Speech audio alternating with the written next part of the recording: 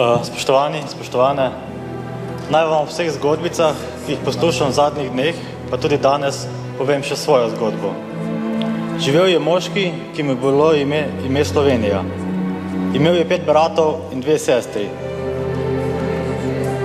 Ker je imel občutek, da zaradi svoje dobre službe podpira vse ostale, se je odločil, da gre na svojo samostojno pot.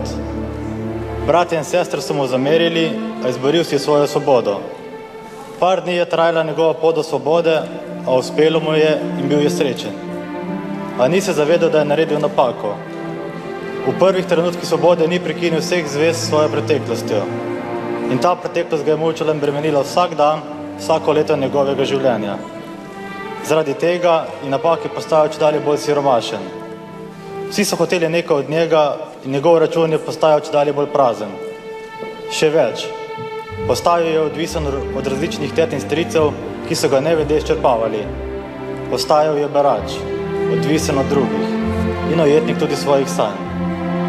Zmanjkalo mu je denarja, čeprav je sanjal v Švici. Sanjal je o bogatem vlaku v smeri Francije in Nemčije, a zbudil se je na barki proti Grčiji. Nihče mu ni želel posoditi evra. Za kratek čas mu je nekdo posodil dolar, a tudi ta je usahnil. Celotno njegovo premoženje je bilo vredno le še 1/10 premoženja pred parimi leti. Preden je pristal v Grčiji, je dobil zadnji sunek razumnih vetrov k spremembi kursa. A to so mu strici in tete želeli zablokirati in ga poslati na čeri. Vse bi dal, da bi se rešil. Ga bodo reševali mar tujci, ki znajo biti negostoljubni? Njegova slabša vest mu je govorila: dokapitaliziraj se. Kako, se je spraševal, če pa nimam nič, niti se nihče ne zanima zame. Videl je samo 2 možnosti, torej dolgotrajno, a nevredno rešitev z dokapitalizacijo in drugo pot, gnilo in mokro jadro bi dal na stran in obrnil kurs z zdravim in zaščitim glavnim jadrom.